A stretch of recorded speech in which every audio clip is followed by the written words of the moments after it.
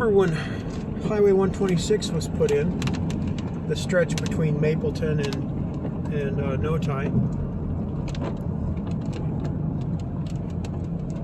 I just can't remember. It might have been 59,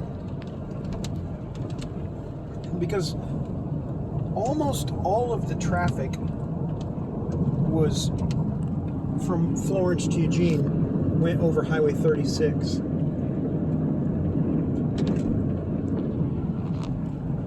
And I think it was in 59 that the tunnel was made and they punched through a road, 126, and then Highway 36 became mostly just for residents. See, there's the train bridge way over there.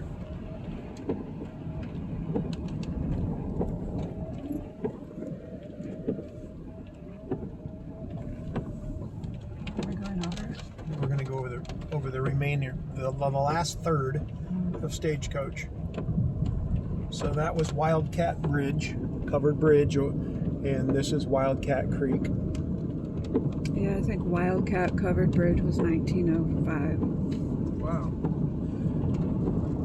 And I believe originally that was made out of cedar beams. And those beams lasted all those years, and I think they changed them in like 2020, 2022, right in there.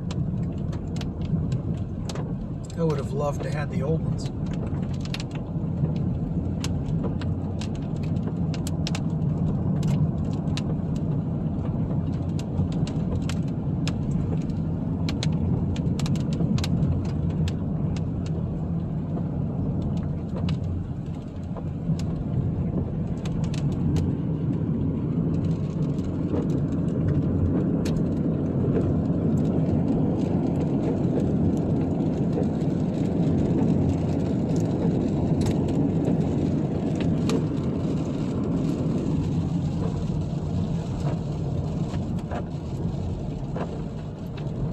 This is really in good shape.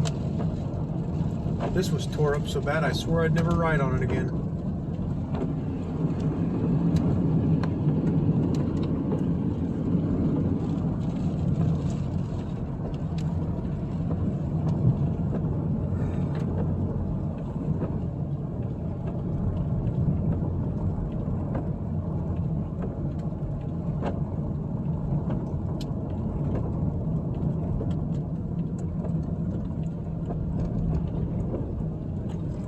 Tell about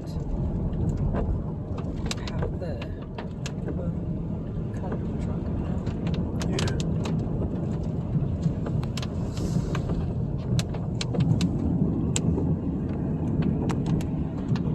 So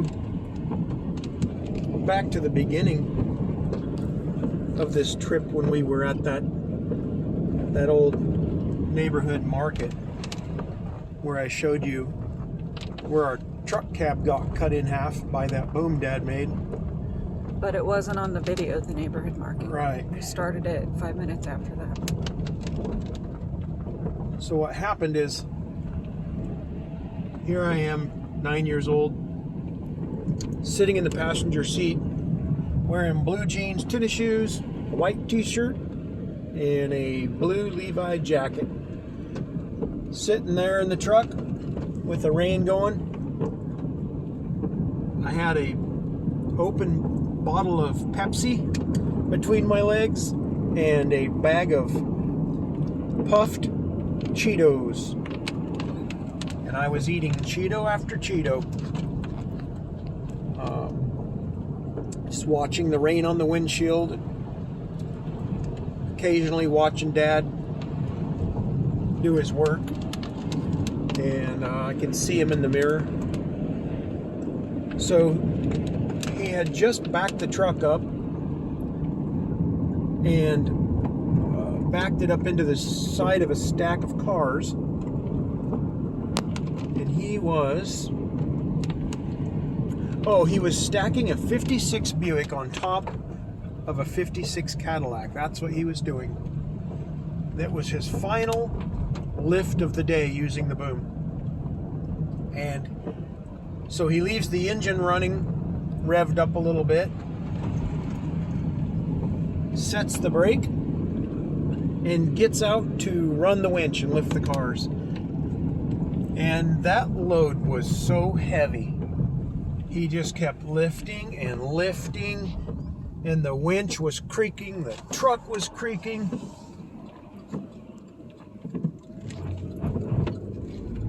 And there were a lot of stresses involved. And the car, when the car finally lifted off the ground, it swung towards the truck a little bit. And when it did, the boom went backward at a high rate of speed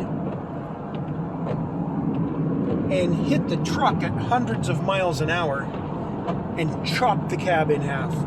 It did not break the front window.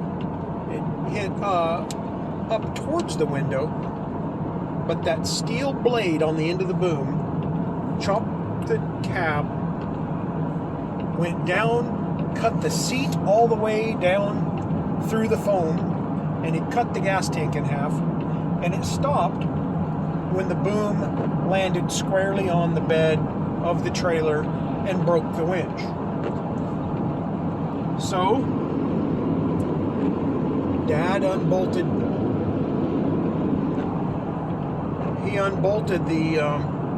the boom into two pieces, laid them down the sides of the truck, chained them on, got the winch repaired good enough to work, and pulled the two cars up onto the truck and got them tied down. Well, I felt something strange, the movement of the truck, and I started to turn around as I heard my dad yell, and my hand was on the door handle, pulling it back. So at the point, I was reacting very quickly,